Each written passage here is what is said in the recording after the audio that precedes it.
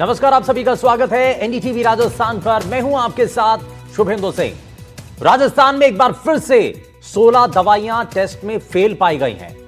यानी जिन दवाइयों को आम लोग इस्तेमाल कर रहे थे वो दवाइयां कहीं ना कहीं नकली थीं।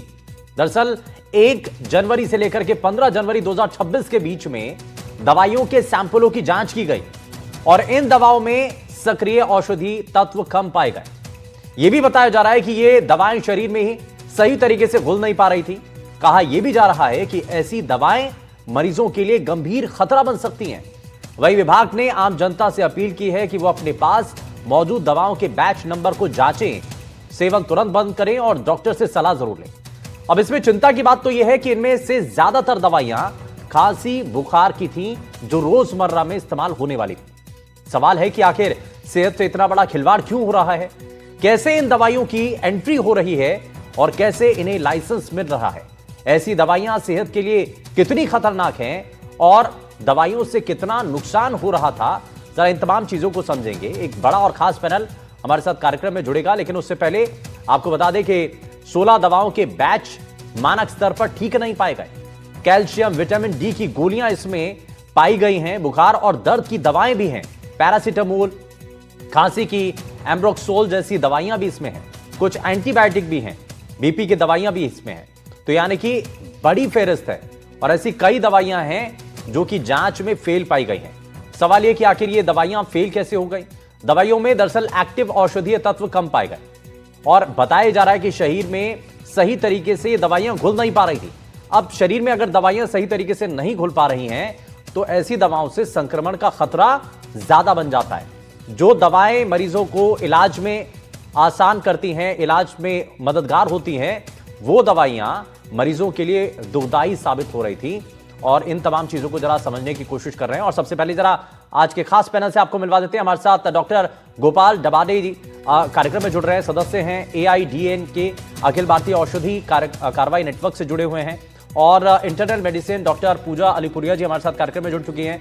डॉक्टर पूजा जी, बहुत स्वागत है आपका। हमारे साथ IDMA के अध्यक्ष डॉक्टर वीरेंद्र शाह कार्यक्रम में जुड़ चुके हैं, बहुत स्वागत है सर आपका भी। और साथ ही हमारे साथ health expert doctor Narendra Gupta ji कार्यक्रम में जुड़ गए हैं। डॉक्टर नरेंद्र जी, बहुत स्वागत है आपका। लेकिन सबसे पहले मैं डॉक्टर गोपाल जी आपसे ही शुरुआत कर रहा हूं। ये दवाएं आखिर कैसे पहुंची, अमानक बताई जा रही हैं, जांच की गई तो बहुत सारे खुलासे हुए हैं, ये कितना नुकसानदेह साबित हो सकती थी? सबसे पहले मैं धन्यवाद देना चाहता हूं, आपने मुझे इस पैनल पर डिस्कशन के लिए बुलाया। एक बहुत ही महत्वपूर्ण मुद्दा है। ये हमारे मार्केट में ऐसे दवाएं क्यों मिल रही हैं, क्योंकि ये हमारे जो क्वालिटी टेस्टिंग है वो ठीक से नहीं हो रहा है। ये हमारे यहाँ हर राज्य में एक ड्रग कंट्रोलर होता है, औषध नियंत्रण अधिकारी होता है। उनका जिम्मेदारी होता है कि ये देखे कि मार्केट में ये ऐसी दवाएं कहाँ हैं और उनको ऐसे मार्केट में दवा आना नहीं चाहिए, ये उनका काम रहता है। लेकिन अफसोस की बात है कि ये विफल हो रहे हैं अपनी ड्यूटी में। एक तो वो कहते हैं कि हमारे यहाँ ज़्यादा स्टाफ नहीं है, टीम नहीं है, और जो भी है वो ठीक से काम नहीं कर रहा है। और दूसरी बात ये है कि भ्रष्टाचार बहुत है। ये सारे सब मिलके इनको एक ऐसा कमिटी बनाया गया है जिससे कुछ काम नहीं हो रहा है। लेकिन हर ड्रग इंस्पेक्टर को ये ड्यूटी होता है कि वो औषध कंपनी में जाएं और जांचें कि उन्होंने कैसे रिकॉर्ड्स रखे हैं और क्या क्या रिकॉर्ड्स नहीं रखे। सिर्फ इतना सा जानना चाह रहा हूं, ये समझना चाह रहे हैं कि ये शुरुआत में क्या जांच नहीं होती है? कंपनियां अपने स्तर पर जांच करती हैं, लेकिन ड्रग कंट्रोलर क्या इस बारे में ध्यान नहीं दिया जाता कि भाई वो वाकई में पब्लिक डोमेन में लाने के लिए लायक हैं ये दवाएं, ये नहीं? और ये जो जांच अब की गई है, क्या ये शुरुआत में नहीं होनी चाहिए? और अगर होती तो शायद इतनी बड़ी गड़बड़ी नहीं आती सामने। बिल्कुल आप ठीक कह रहे हैं। अगर ये जांच पहले से हो जाता, अगर वही तो मैं कह रहा हूँ, अगर वो दवा की कंपनी में जाके विजिट करते हमारे ड्रग इंस्पेक्टर और देखे कि वो कैसे बना रहे हैं, उनका एनवायरनमेंट कैसा है, उनका पोल्यूशन कैसे, वो सारे हमारे किताब है इंडियन फार्माकोपिया, उसमें सारे इंफॉर्मेशन रहता है कि एक ड्रग कंपनी को क्या क्या रखना चाहिए, रिकॉर्ड्स रखना चाहिए। तो ये सारी चीज़ें नहीं हो रही हैं। वो इंस्पेक्टर जाते नहीं हैं, वो उनको कुछ पैसा दिया जाता है, कुछ समझाया जाता है, वो नहीं करते ये काम। अपना ड्यूटी ठीक से नहीं कर रहे हैं वो, इसीलिए तो ये सब हो रहा है। और इसको अगर ठीक से होना है तो एक इंडिपेंडेंट बॉडी चाहिए जिसमें दखलंदाजी नहीं होना चाहिए, राजकारणियों को दखलंदाजी नहीं होना चाहिए। इससे क्या होगा कि वो इंडिपेंडेंटली काम कर सकते हैं और उसको हम अकाउंटेबिलिटी भी ठहरा सकते ठीक हैं। है, यानी कि मैं उसमें सिस्टम भी जानूंगा कि कैसे क्या प्रोसेस होता है जब कोई भी दवाई जो है एंटाइटल होती है या मार्केट में लाने के लिए जब तैयारी होती है, तो उससे पहले क्या क्या जांच होती है, क्या क्रॉस चेक होते हैं, इसके बारे में भी जानूंगा सर। लेकिन उससे पहले मैं जरा शाह सर को भी इसमें कार्यक्रम में जोड़ रहा हूं। शाह सर, ये कुछ कमियां हैं जो ड्रग इंस्पेक्टर है वहां से कहानी शुरू होती है और लापरवाहियां किस किस स्तर तक पहुंचती हैं। जो दवाइयां, कई ये माना कि ये तो 16 दवाइयां आप पाई गई, इससे पहले भी ऐसी ही लिस्ट सामने आई थी, तो ये तो आम लोगों के साथ बड़ी धोखाधड़ी है। मुझे प्रश्न है ये जी सर। पहले तो इस प्रोग्राम में मुझे और आईडीएमए को शामिल करने के लिए आपका धन्यवाद, और ये एक बहुत महत्वपूर्ण मुद्दा है। मैं एक बात थोड़ी क्लैरिफाई करना चाहूंगा कि कोई भी बैच जो मार्केट में बेची जाती है, whatever batch is sold in the market, as per the drug act mandatory है, हर बैच का टेस्टिंग होता है। और जैसे साहब ने बताया कि इंडियन फार्माकोपिया यानी आईपी, बीपी, यूएसपी जो भी एप्लीकेबल स्टैंडर्ड्स होते हैं, हर बैच इन स्टैंडर्ड्स के सामने टेस्ट किया जाते हैं, और अगर ये स्टैंडर्ड्स के अनुरूप है तभी ये मार्केट में बेचे जाते हैं। तो ऐसी बात नहीं है कि हर ऐसे ही कोई प्रोडक्ट मार्केट में चली जाए। बात ये आई कि अगर ये टेस्ट होते हैं तो फिर ये फेलियर क्यों आता है? तो फेलियर आने के काफी रीजंस हो सकते हैं, और इन रीजंस को कंट्रोल करने के लिए ही एक जो हमारे ड्रग एक्ट में उसमें गुड मैन्युफैक्चरिंग प्रैक्टिसेस जिसको हम कहते हैं, शेड्यूल एम जिसको हम कहते हैं, उसका एक प्रावधान है। क्योंकि हर चीज टेस्टिंग से आप नहीं कंट्रोल कर सकते। क्वालिटी, कहा जाता है फार्मेसी में कि quality is built in a product, it cannot be simply tested. सिर्फ टेस्टिंग से आप क्वालिटी नहीं बिल्ड कर सकते हो। तो इसमें टेस्ट होके जो प्रोडक्ट मार्केट में जाती है उसके फेलियर के काफी कारण हो सकते हैं। एक तो होता है लेटेंट इश्यू, यानी कि अगर स्टेबिलिटी में इश्यू है तो जब आपने टेस्ट करके मार्केट में भेजी और बाद में कोई on over a period of time इसमें कोई गड़बड़ी हुई, तो इसके लिए स्टेबिलिटी स्टडी करना मैंडेटरी होता है। फिर भी ये पॉसिबिलिटी है। दूसरी पॉसिबिलिटी है कि हर एक जो प्रोडक्ट होता है, हर एक आपका मेडिसिन होता है, वो कुछ टेम्परेचर और ह्यूमिडिटीज को विथस्टैंड कर सकता है, तो उसके स्टोरेज कंडीशंस भी लिखे जाते हैं। अब भारत जैसे देश में जहां काफी डाइवर्सिटी है, क्या वो during the storage, transportation, retail पे स्टोरेज या होलसेल पे स्टोरेज, क्या वो टेम्परेचर, ह्यूमिडिटी वगैरह मेंटेन हुए थे अच्छा, या इसको नहीं इस हुए थे? तरीके से अगर वो समझें नहीं कि होते हैं जब शुरुआत में टेस्ट होते हैं तो उस वक्त तो पूरा ध्यान रखा जाता है, कंपनियां उस जी, वक्त बहुत ध्यान रखती हैं, और उसके बाद में अपने प्रोडक्ट में या दवाइयों के अंदर कुछ और चीज ऐड कर देते हैं, या मान लीजिए कि मुनाफे का खेल फिर वहां से शुरू हो जाता है। तो उस दौरान में मुनाफे क्या जांच नहीं होती है दोबारा से? एक बार प्रोसीजर शुरुआत में जांच हो गई, उसके बाद कहानी खत्म, उसके बाद दोबारा से चेक नहीं किया जाता है?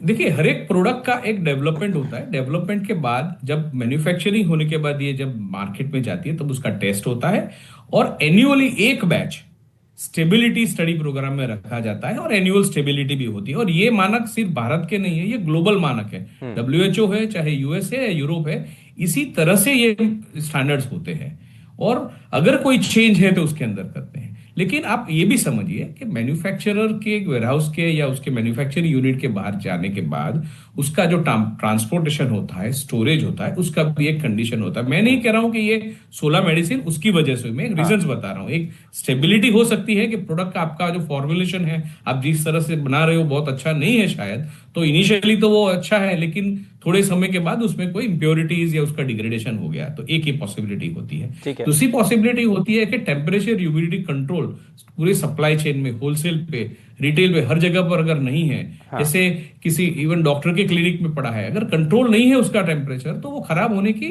चांसेस होते हैं, और बहुत काफी चांसेस होते हैं। तो ये भी रीजन होते हैं इस फेलियर में।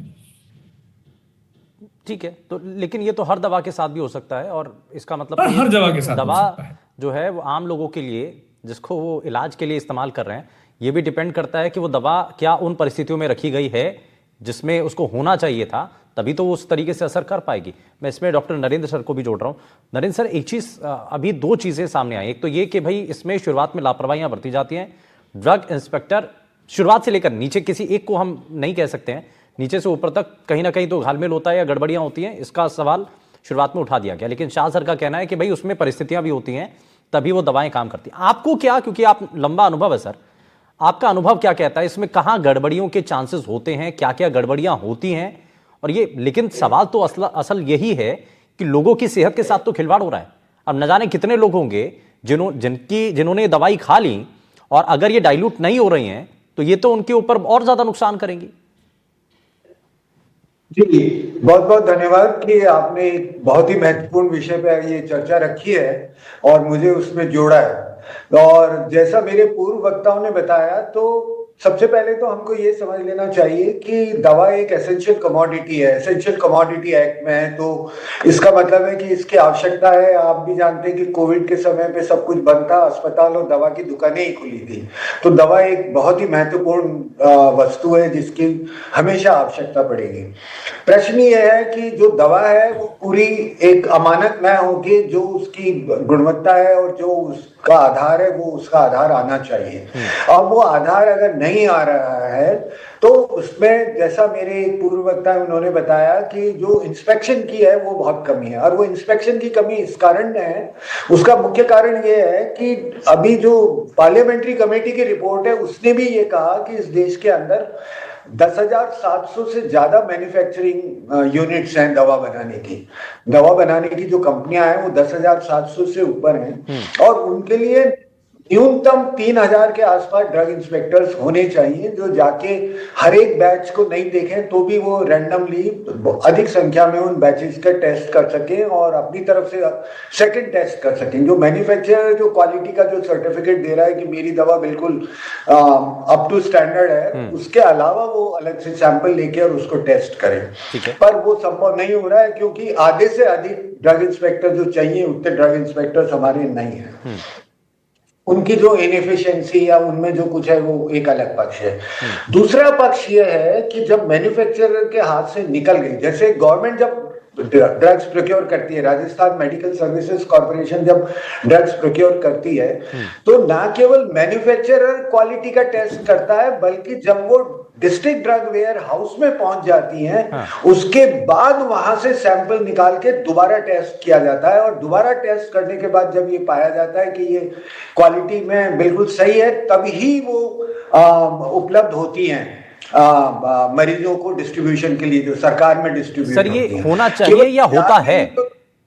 ये होना चाहिए? हाँ, होता है। ना होता है, बिल्कुल होता है। डे 1 से हो रहा है, 2011 से राजस्थान में ये हो रहा है कि जो दवाइयां सरकारी प्रोक्योर करती है, Rajasthan state medical services corporation जो दवा प्रोक्योर करती है, उसमें मैन्युफैक्चरर का जो क्वालिटी का सर्टिफिकेट है, उसके अलावा जब वो दवा डिस्ट्रिक्ट ड्रग वेयर हाउस पे पहुंचती है तो क्वारंटाइन सेक्शन में उनको डाला जाता है। क्वारंटाइन सेक्शन में से फिर उनके सैंपल निकाल के उनको ब्लाइंड किया जाता है, मतलब किसने बनाई है वो पता नहीं होता उस लेबोरेटरी को जो टेस्ट कर रही है, और वो दोबारा से टेस्ट होता है और उसके बाद वो दवा मरीजों को दी जाती है। ये बाजार में जो दवाइयां बिकती हैं उनमें ये प्रोसीजर नहीं है। बाजार में जो दवाइयां बिकती हैं वो केवल मैन्युफैक्चरर का जो क्वालिटी सर्टिफिकेट है, एक अकेला क्वालिटी, और वहां 2 क्वालिटी सर्टिफिकेट, ये बहुत फर्क है, बहुत बड़ा फर्क है। अब अगर ये दूसरा सर्टिफिकेशन और अगर होने लग जाए तो ये जो हमारे आईडीएमए के जो अध्यक्ष महोदय कह रहे हैं वो बात को हम पूरी तरह से सिद्ध कर सकते हैं कि कहां पर है। और अभी जो ये ड्रग फेल हुई है उसमें और ज्यादा इंपॉर्टेंट बात ये है हमको समझने की कि ये एक्चुअल में इन्होंने पूरा एनालिसिस किया तो ये मैन्युफैक्चरिंग के लेवल पे ये ड्रग्स एनएस की हो गई थी, नॉट ऑफ स्टैंडर्ड क्वालिटी हो गई थी, ट्रांसपोर्ट में एनएस की हो गई थी, या जहां पर रखी गई थी वहां एनएस की हुई। जब तक हम इन पूरी चीज का पता नहीं लगा पाएंगे तब तक हम आगे के लिए क्या प्रिवेंटिव स्टेप्स हमको लेने हैं, क्या और ज्यादा क्वालिटी को इंप्रूव करना है, इसको क्वालिटी को कैसे इंप्रूव करना है, कहां पर कमियां थी, वो जांच के बाद ही पूरी तरीके से साफ होगा। लेकिन मैं इसमें उन लोगों की भी बात है जिन्होंने इस तरीके की दवाइयां खा ली हैं। पूजा जी, मैं इसमें इसी से जुड़ा हुआ एक सवाल है कि आम लोग जिनको नहीं पता था शायद, लेकिन अब जब ये खबर सामने आई है तो सभी को पता भी चला होगा कि भाई ये जो दवाएं जो हैं वो घुल नहीं रही हैं, तो उससे शरीर को कितना नुकसान होता है? देखिए, ये जो दवाइयाँ हैं मोस्टली सब स्टैंडर्ड है। मतलब इसमें जो ये लोग डोज क्लेम कर रहे हैं वो उतना डोज या करेक्ट स्ट्रेंथ है नहीं, या फिर जो डिसोल्यूशन होना चाहिए जितना, मतलब जैसे आपने टैबलेट ली है वो कितने टाइम के बाद आपके ब्लड में पहुंच रही है एंड कितनी पहुंच रही है, तो वो डिसोल्यूशन कितनी है, उसमें कोई कंटामिनेशन है या फिर कोई इम्प्योरिटीज है, उसकी स्टेबिलिटी कितनी है, उसकी सेल्फ लाइफ कितनी है। तो ये जो सब स्टैंडर्ड क्वालिटी है, मतलब इनमें कहीं ना कहीं दिक्कत है क्वालिटी में। मोस्टली डोज स्ट्रेंथ उतनी प्रॉपर जाती नहीं है, करेक्ट डोज होती नहीं है।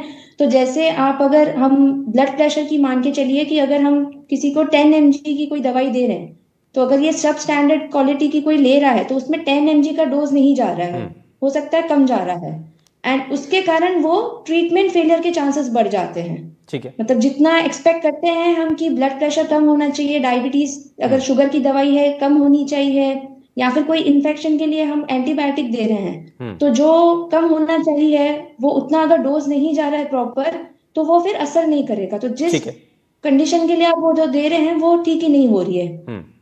तो इसके कारण हम फिर जब पेशेंट फॉलोअप पे आता है एंड फिर हम उसके बेसिस पे या तो दवाई एडिशन करते हैं कि अच्छा उससे 10 mg से नहीं हुआ तो हम या तो और दवाई डालते हैं। तो इससे पेशेंट का एक तो पिल का बर्डन बढ़ जाता है, मतलब जो चीज एक टैबलेट से ठीक हो सकती थी अब वो 2 या 3 टैबलेट खानी पड़ रही है। ठीक है, मैं इसमें गोपाल जी को और जोड़ रहा हूँ, इसमें गोपाल जी को जोड़ रहा हूँ। तो ये तो लोगों के लिए वो हिदायत थी कि अगर किसी ने ऐसी दवा खाई है तो उसके ऊपर क्या प्रभाव पड़ेगा। लेकिन इसमें गोपाल सर एक चीज थोड़ा सा बताइए कि क्या ऐसा भी कोई डेटाबेस है कि भाई ये जो खेप है, जो बैच है, वो सर्कुलेट हो गया तो कहां कहां पर ये दवाइयां पहुंची और कितने लोगों ने खा ली? क्या ऐसा कोई डेटाबेस भी होगा ताकि हम आइडेंटिफाई कर पाएं कि कितने लोग इससे प्रभावित हो गए? वो डाटाबेस तो होता ही है और होना चाहिए, और जैसे आपने बताया उसके हिसाब से ये लगाया जाता है कि आप इसको विड्रॉ कीजिए, आप इसको बंद कर दीजिए डिस्ट्रीब्यूट करने का, ये सारे सर्कुलर्स तो आते हैं। लेकिन ये मूल समस्या ये है कि ऐसी दवाएं क्यों बन रही है? ऐसी दवाएं बनना ही नहीं चाहिए। ये एक मूलभूत ये जो मैन्युफैक्चरिंग यूनिट में है उसमें से जो है वो क्या कमियां हैं उसको ठीक करना है, और ये पूरा जवाबदारी ड्रग कंट्रोलर का विभाग का पड़ता है। वो क्या वो स्टोरेज में सब स्टैंडर्ड हो रहा है या ट्रांसपोर्ट में हो रहा है, ये सारी चीजें उनको देखना चाहिए, समझना चाहिए, और उसको जो रोक लगाने के लिए इस चीज को रोक लगाने के लिए उनको सारा प्रबंध करना चाहिए। लेकिन एक और समस्या ये भी है कि हमारा ड्रग्स एंड कॉस्मेटिक एक्ट उतना पावरफुल नहीं है। जैसे कि राजस्थान में कोई दवा मिल जाती है सबस्टैंडर्ड या स्पूरियस की, अगर वो दूसरे राज्य की है तो वो वहां के इंस्पेक्टर कुछ नहीं कर सकते। वो फिर उनको जो राज्य से वो आया है उनको खत लिखना पड़ता है, उनको लिखना पड़ता है कि ऐसा हमारे यहाँ मिला है, वो उनको रेस्पॉन्ड करना चाहिए। उनको पता नहीं कौन सा पॉलिटिकल प्रेशर रहता है। तो ये जो और मैं ये जानना चाहता हूँ कि ये जो आप आंकड़े दिखा रहे हैं अभी, कितने सारे सबस्टैंडर्ड ड्रग्स दिखे हैं, कितने लोगों को पेनाल्टी हुआ, कितने लोगों को पनिशमेंट हुआ? एग्जैक्टली, यही मेरा सवाल भी है सर कि ऐसी जो सब स्टैंडर्ड दवाइयां बनाने वाली कंपनियां, क्यों नहीं उनके खिलाफ कोई बड़ी कार्रवाई होती? भाई ये नहीं हो रहा है। ये दुर्भाग्य की बात है कि ये ज्यादातर नहीं हो रहा है। इसी वजह से ये ऐसा ही हर साल हम ये देखते आ रहे हैं। ये बहुत बड़ी गलती है।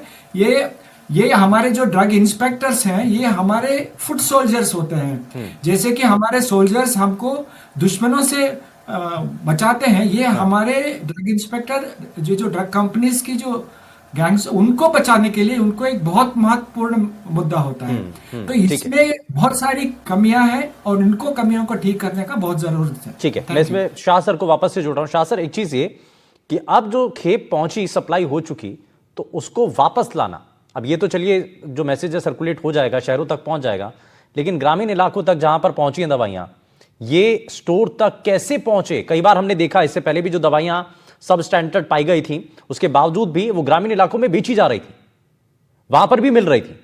तो यानी कि मैसेज जो शहरों से शुरू होता है वो गांव तक आते आते कहीं फीका पड़ जाता है। देखिए, दो पहलू है। एक तो आपका जो पहलू है कि ऐसी प्रोडक्ट्स बननी नहीं चाहिए, वो मैं भी एग्री करता हूँ as a part of IDA में। और दूसरी बात है कि अगर ऐसी मार्केट में है और बाद में ध्यान में आई है तो इसको विड्रॉ होना चाहिए। तो जो नया अभी एक अमेंडमेंट इंडिया में जो शेड्यूल है में हुआ है, उसके अंदर बहुत क्लियर प्रावधान है कि रिटेल तक आपको अगर कोई बैच में कोई इश्यू पाया गया है तो उसको रिकॉल करना होता है। आज भी एग्जिस्टिंग लॉ में उसके प्रावधान है और ये होता है। ऐसा नहीं है कि सब स्कॉट फ्री जाता है। हाँ, लेकिन एक और पहलू भी इसका ये है कि इंडिया इतना बड़ा मार्केट, करीब 8 से 9 लाख रिटेलर्स हैं, तो ये रीच करने में भी एक लिमिटेशन आता है। तो एक सेंट्रल गवर्नमेंट ने एक भी इनिशिएटिव लिया था कि कुछ जो फर्स्ट 300 बिगेस्ट ब्रांड्स जो इंडिया में चल रहे हैं उसके अंदर क्यूआर कोडिंग डाला था। उसके दो फायदे थे। एक फायदा ये था कि अगर कोई नकली बनाता है, वो जो लीडिंग प्रोडक्ट्स का है, तो वो कोडिंग से पेशेंट को आइडेंटिफाई कर सकते हैं कि ये नकली है या असली है, ताकि उसकी हेल्थ पे असर ना हो। और दूसरा, इस टाइप के कोडिंग से दुनिया में एक प्रयत्न चल रहा है कि आप रिटेल पे अगर स्कैन करने का सिस्टम लाते हैं तो ये रिटेल से भी ना बिके। तो इंडस्ट्री, गवर्नमेंट टेक्नोलॉजीज पे काम कर रहे हैं और इसमें इंप्रूवमेंट आ रहा है। दूसरी बात रही, ये प्रोडक्ट्स बननी नहीं चाहिए, या अगर बनती है आइडेंटिफाई होनी जानी चाहिए। तो उसके लिए भी शेड्यूल एम में कुछ काफी बड़े अपग्रेडेशन अभी हुए हैं। और दूसरी बात आप ध्यान में रखिए कि इंडिया का जो फार्मा उद्योग है वो दुनिया का शायद सबसे बड़ा उद्योग है और विश्व की कम से कम 20% मेडिसिन हम बनाते हैं। तो ऐसा नहीं है कि यहाँ टेक्नोलॉजी अवेलेबल नहीं है या ड्रग कंट्रोल जैसे वीक है। अगर ये ड्रग कंट्रोल वीक होता या इंडस्ट्री को वीक होती तो हम वर्ल्ड का नंबर 3 इंडस्ट्री या कंट्री नहीं बन सकते थे। इसको गवर्नमेंट में भी अच्छा काम किया, इंडस्ट्री ने भी अच्छा काम किया, और कुछ गलतियां या कुछ गैप्स है। गवर्नमेंट, इंडस्ट्री और पेशेंट अवेयरनेस ग्रुप सारे साथ में काम कर रहे हैं और इसको नंबर को आप जो नॉट ऑफ स्टैंडर्ड है, करीब आप 20 सर, ये तो गनीमत रही कि इस दवा की वजह से अभी तक कोई ऐसी कोई घटना रिपोर्ट नहीं हुई जिससे किसी मरीज को नुकसान हुआ हो या किसी शख्स को नुकसान हुआ। अगर ऐसा हो जाता तो इसकी जवाबदेही कहां होती? फिर जवाबदेही सबकी है, जो बनाता है उसकी भी है। अभी तो हम कह रहे हैं ना कि भाई स्टोरेज में दिक्कत आई, कहां दिक्कत आई, तो इसकी जवाबदेही तय होनी चाहिए। नहीं, जवाबदेही है। आज भी drug rules, drug and cosmetics act में जवाबदेही है। मैन्युफैक्चरर, जो भी मैन्युफैक्चरर की गलती है या अगर डिस्ट्रीब्यूशन हुआ है जिससे गलती होती है उसकी जवाब। तो ऐसी दवा कंपनी जो सब स्टैंडर्ड की दवाइयां बना रहे हैं उनके खिलाफ कार्रवाई क्यों नहीं? यही तो बात हो रही है ना। यही तो कहा जा रहा है कि दूसरे राज्य की अगर दवा कंपनी है तो वहां पर उनके खिलाफ क्या कार्रवाई? अभी तक कितनी कार्रवाई? उससे पहले भी दवा जांच में सही नंबर नहीं है, लेकिन नॉट ऑफ स्टैंडर्ड के केसेस में मेरे समझ में स्टेट और सेंट्रल गवर्नमेंट्स ने लास्ट ईयर कम से कम 300 से 400 प्लांट के परमिशंस या वर्किंग को स्टॉप किया है। तो ऐसा नहीं है कि कुछ हो नहीं रहा है, काफी चीजें हो रही है। लेकिन जैसे मैंने बताया कि 20 साल पहले ये नंबर करीब 10% था, आज 2% पे आया है। इससे भी इंप्रूव होगा। ग्लोबल स्टैंडर्ड्स अगर आप यूएस का या यूरोप का देखें तो भी 1% से ज्यादा है। ठीक है नरेंद्र सर, इसमें ठोस कार्रवाई और कुछ सख्त कानून की जरूरत है। ठीक, सख्त कानून की जरूरत है। काफी फ्लेक्सिबल हो गया, बहुत हार्ड डिसीजन लेने की जरूरत है, तभी ऐसी चीजें रुक पाएंगी। तो मैं बताऊं आपको कि ड्रग्स एंड कॉस्मेटिक्स एक्ट में अब जो प्रावधान है वो ये है कि अगर दवा में कुछ नकली पाया जाता है तो लाइफ इम्प्रिजनमेंट भी है इसके अंदर। ऐसा नहीं है कि इसके अंदर लाइफ इम्प्रिजनमेंट नहीं है, पर लाइफ इम्प्रिजनमेंट किसी को हुआ नहीं है अभी तक। ये सबसे बड़ी बात है। इस कारण से किसी को कुछ, सबको ये लगता है कि जो कुछ हो रहा है चल रहा है, और छोटी मोटी कुछ या तो वो मैन्युफैक्चरिंग प्लांट्स है उनको बंद कर दिया जाता है या कुछ दंड लगा दिया जाता है, आर्थिक दंड लगा दिया जाता है। इसी तरह की कार्रवाइयां अधिकतर हुई हैं, उससे अधिक कुछ हुआ नहीं है। इतनी आप ये देखिए कि वो कफ सिरप के कारण जब बाहर यहाँ से गए उनके कारण बहुत बच्चों की डेथ हुई। WHO ने कहा, MP में कफ सिरप के कारण बच्चों की डेथ हुई, राजस्थान में भी कुछ हुई। पर आपने बस केवल ये कि उनको गिरफ्तार कर लिया या ये कर लिया, पर उनको क्या कन्विक्शन हुआ, क्या उनको सजा मिली क्या? तो सजा का अभी तक कहीं ऐसा कोई प्रकरण नहीं है जिसमें सख्त से सख्त, और यहीं से छूट मिलती है, यहीं से छूट मिलती है। और अगर शुरुआत में सख्ती बरत दी जाए तो शायद एक बहुत बड़ा मैसेज पूरे सिस्टम के अंदर पहुंचेगा और आगे करने से पहले 10 बार कोई इस बारे में सोचेगा और ऐसी कम से कम खबरें सामने नहीं आएंगी। समय थोड़ा सा कम है, मैं जरा जल्दी से पूजा जी से भी एक रिएक्शन लेता हूं। पूजा जी, इसमें लोगों के लिए अब क्या सलाह है? भाई दवा पहचानने के लिए अब दवा खरीदना बड़ा जरूरी है, क्योंकि अगर बीमारी का इलाज करना है तो दवा से ही होगा, लेकिन उसके लिए क्या कोई ऐसा साइन है जब कोई जाता है दुकान पर तो वहां कुछ ऐसा इंडिकेशन, कुछ साइन कैसे पहचाने? नहीं, देखिए साइन तो ऐसे नहीं, बट आप एक तो ट्रस्टेड फार्मेसी स्टोर से खरीदे, क्योंकि आजकल फेक दवाइयां भी मार्केट में रहती हैं। तो एक तो ट्रस्टेड फार्मेसी स्टोर से खरीदिए, एंड अगर जो भी कंडीशन के लिए आप दवाई स्टार्ट कर रहे हैं तो उसका, अगर जैसे डॉक्टर ने आपको बुलाया है कि जैसे 10 डेज पे फॉलोअप कीजिए या 15 डेज पे फॉलोअप कीजिए, जैसे कि ब्लड प्रेशर की दवाई उन्होंने स्टार्ट की है, तो वो जितना एक्सपेक्टेड है कि हाँ मतलब इंप्रूवमेंट आनी चाहिए, अगर वो नहीं आ रही है तो आप लापरवाही ना करें, आप अपने डॉक्टर से कंसल्ट कीजिए, उस हिसाब से वो मेडिसिन चेंज करेंगे। एंड ऐसे नहीं कि बस वही टैबलेट खाए जा रहे हैं कि हाँ ठीक हो जाएगा, क्योंकि जैसे ब्लड प्रेशर है, डायबिटीज है, ये इनके हमेशा सिम्टम्स नहीं रहते हैं, ये एसिम्टोमेटिक भी रहते हैं। तो अगर दवाई असर नहीं कर रही है तो फिर अपने डॉक्टर से कंसल्ट कीजिए एंड फिर उनकी तो कई बार advice ऐसा follow खुद को भी कीजिए। महसूस होता है कि शायद दवाइयां उस तरीके से असर नहीं कर रही हैं, तो आपको इसको हल्के में नहीं लेना है, आपको तुरंत डॉक्टर से जरूर सलाह करनी चाहिए।